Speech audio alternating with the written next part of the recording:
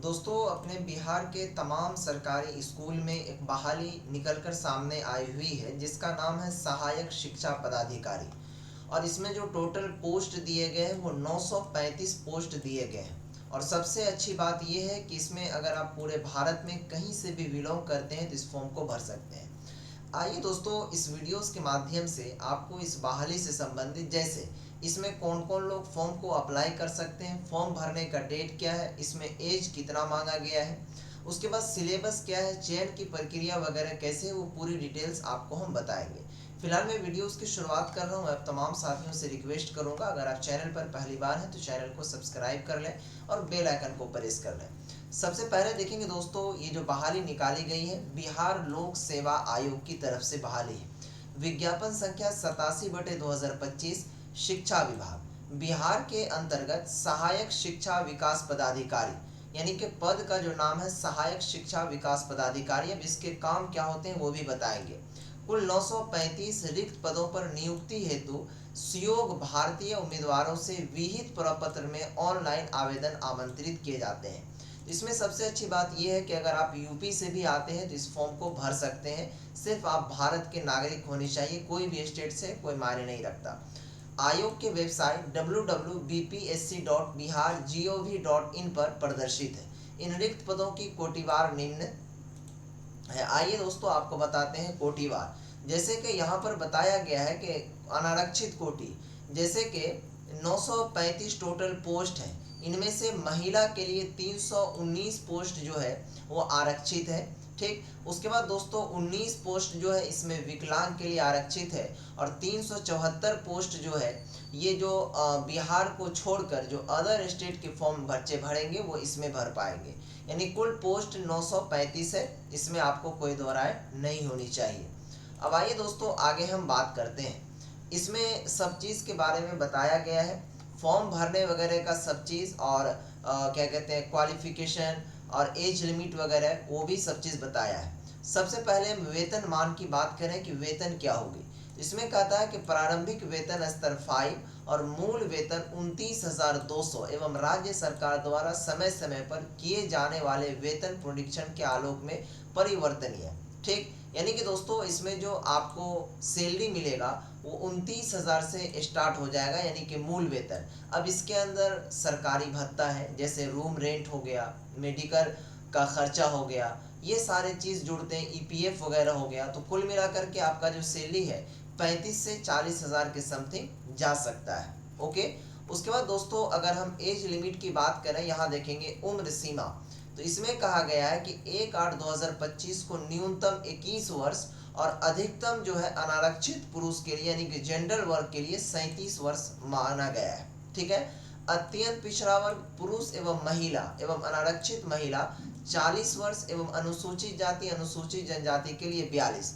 जो कैटेगरी में आते हैं, जैसे महिला कैंडिडेट है या फिर SC ST में आते हैं, तो ये सबको 3 साल और 4 साल का छूट मिलता है, लेकिन जनरल वालों को यहाँ पर नहीं मिलता है। तो आप लोगों को इनके बारे में भी आपको हमने बताया। अब दोस्तों आइए हम बताते हैं कि इनमें चयन की प्रक्रिया कैसे होगी। तो यहाँ पर आप देख पा रहे होंगे चयन की प्रक्रिया। ठीक है, तो चयन की प्रक्रिया कहती है कि विज्ञापित पदों के विरुद्ध नियुक्ति हेतु सुयोग्य उम्मीदवारों के चयन के लिए लिखित परीक्षा वस्तुनिष्ठ का आयोजन किया जाएगा। इसमें साक्षात्कार नहीं लिया जाएगा। कार्मिक एवं प्रशासनिक सुधार विभाग बिहार के संकल्प संख्या इतना एवं सामान्य प्रशासन विभाग के संकल्प संख्या बताया गया के अनुसार लिखित परीक्षा में शामिल सामान्य वर्ग के उम्मीदवारों को 40%, पिछड़े वर्ग के उम्मीदवारों को 36% और जो अत्यंत पिछड़ा वर्ग है उसको 34% एवं अनुसूचित जाति अनुसूचित जनजाति के लिए 32% जो है आहारता प्राप्त करना अनिवार्य होगा। यानी कि दोस्तों इसमें पास होने के लिए जो जनरल कैटेगरी के उम्मीदवार होंगे उनको 40% मार्क लाना होगा। SC ST कैटेगरी के जो कैंडिडेट होंगे वो 32%। ठीक है, अत्यंत पिछड़ा वर्ग के लिए 34%। ये सारा चीज़ यहाँ पर दिया गया है। अब दोस्तों देखिए, इसमें जो लिखित परीक्षा ली जाएगी वो कैसे कैसे ली जाएगी। तो इसमें जो लिखित परीक्षा है वो टोटल आपको जो मार्क है 100 मार्क के होंगे यहाँ पर। ठीक है, और 100 मार्क का यहाँ 100 मार्क का यहाँ। ठीक है, ये चीज़ें यहाँ तक देख लीजिए। सामान्य भाषा भाग 1 जिसमें कि सामान्य अंग्रेजी 30 अंक का होगा और भाग 2 सामान्य हिंदी 70 अंक का। ये ऑब्जेक्टिव बेस रहेंगे, यानी कि वस्तुनिष्ठ प्रश्न 100 मार्क के रहेंगे। 2 घंटा समय आपके लिए दिया जाएगा, ठीक है। ये qualifying minimum 30% in both language, यानी कि दोस्तों लैंग्वेज पेपर में आपको कम से कम 30% पासिंग होना चाहिए। सामान्य अध्ययन यानी कि जनरल नॉलेज में जो आपको वस्तुनिष्ठ यानी ऑब्जेक्टिव 100 प्रश्न रहेंगे, 2 घंटे का समय देगा, ठीक, और 100 मार्क के रहेंगे। सामान्य योग्यता यानी कि जनरल एप्टीट्यूड के वस्तुनिष्ठ प्रश्न यानी कि ऑब्जेक्टिव 100 मार्क के रहेंगे और 2 घंटा आपको समय दिया जाएगा, 100 मार्क का रहेगा। अब इसमें जो है निगेटिव मार्किंग दिया गया है। निगेटिव मार्किंग में क्या है कि प्रत्येक प्रश्न का 1 अंक निर्धारित है तथा प्रत्येक गलत उत्तर के लिए 1/3 यानी कि 1/3 निगेटिव मार्किंग का प्रावधान है।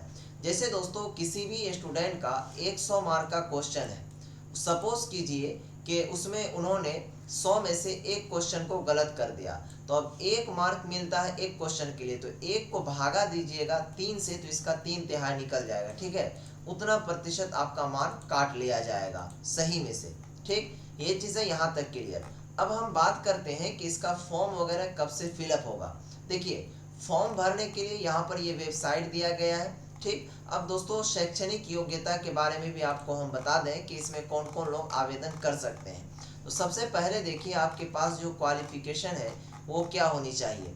क्वालिफिकेशन में शैक्षणिक योग्यता के बारे में बताया गया है कि आप किसी भी मान्यता प्राप्त विश्वविद्यालय से स्नातक या समकक्ष, स्नातक जो है वो कहते हैं बीए को, जिसको ग्रेजुएशन कहा जाता है, या फिर आपके पास बीएससी की डिग्री है, ठीक है, या फिर अगर आपके पास बीकॉम की डिग्री है, या फिर अगर आपके पास आलिम की डिग्री है, तो आप इस फॉर्म को भर सकते हैं। क्योंकि दोस्तों यहाँ पर मांगा स्नातक, स्नातक का मतलब बीए, या समकक्ष, समकक्ष का मतलब इसके बराबर की कोई डिग्री। तो आप आलिम के डिग्री पर देखिएगा डायरेक्ट लिखा होगा बीए, ठीक है, और कोस्ट आलिम और उसके कोस्ट में करके बीए लिखा होगा, तो आलिम की जो डिग्री है उसकी वैल्यू बीए के बराबर होती है, तो वो लोग इस फॉर्म को भर सकते हैं, कोई दिक्कत नहीं, ठीक। अब दोस्तों ये फॉर्म जो है आखिर भरा कब से जाएगा उस चीज़ को समझिए। फॉर्म भरने का जो डेट वगैरह दिया गया है उन चीज़ों के बारे में आपको हम पूरा मेंशन कर दे यहाँ पर। ये देखिए फॉर्म भरने का लिंक अभी एक्टिवेट नहीं हुआ है, लिंक जैसे ही एक्टिवेट होगा तो आपको बता दिया जाएगा, ठीक है। यहाँ देखेंगे 27 अगस्त 2025 से ये फॉर्म भरने की जो प्रक्रिया है वो स्टार्ट कर दिया जाएगा। अब 27 अगस्त आने दीजिए, जैसे ये फॉर्म भरा जाएगा तो आपको भर करके भी बता दिया जाएगा, या नहीं तो आप खुद से भर लीजिए या आप किसी भी साइबर कैफ़े में जाकर इस फॉर्म को भरवा सकते हैं। फिलहाल आज की इस वीडियोज़ को हम समाप्त करते हैं, फिर मिलेंगे नेक्स्ट वीडियोज़ में, तब तक के लिए बाय, खुदा हाफिज़।